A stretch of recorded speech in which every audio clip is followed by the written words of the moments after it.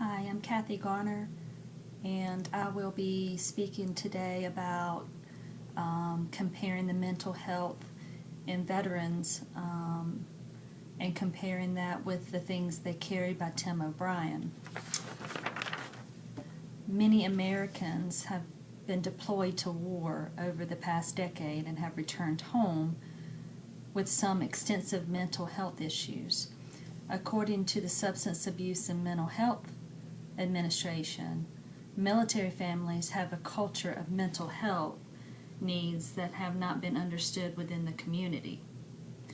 Veterans are exposed to things that the average person will never witness in their life.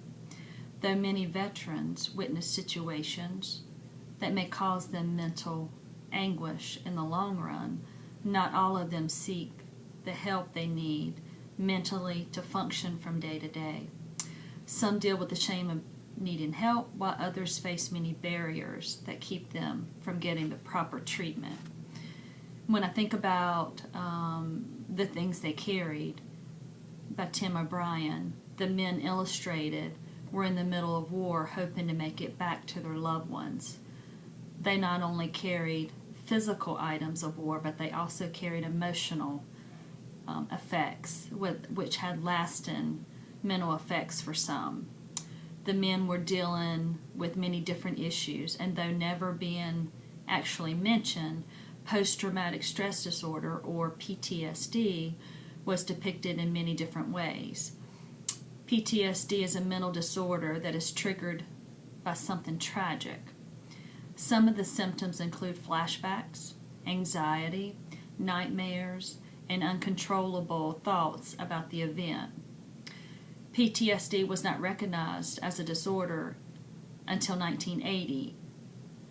And the book, The Things They Carry by Tim O'Brien, was published in 1990, so 10 years after the fact.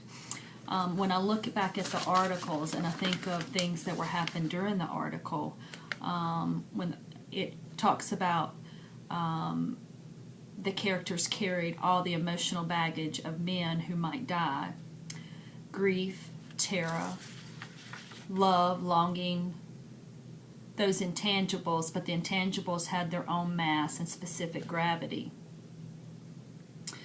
They carried the common secret of coward, barely restrained, the instinct to run or freeze or hide, and in many respects this was the heaviest burden of all, for it could never be put down. They carried the soldier's greatest fear, which was the fear of blushing.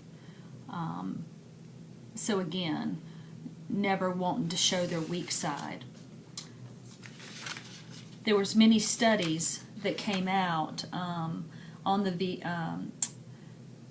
for the Veteran Center Barriers to Virginia Mental Health Services, where they were studying as to why the veterans failed to get help, which was listed in the article as well. And in looking at the articles alongside Tim O'Brien's, the things they carried, one can see some of the burdens being displayed and not talked about. The men were finding their own ways to cope with mental distress that they experience. They were not reaching out to resources that were available to them. Instead, they coped the best way they knew how. This seems to be the same today as it was back then because of the barriers that still exist.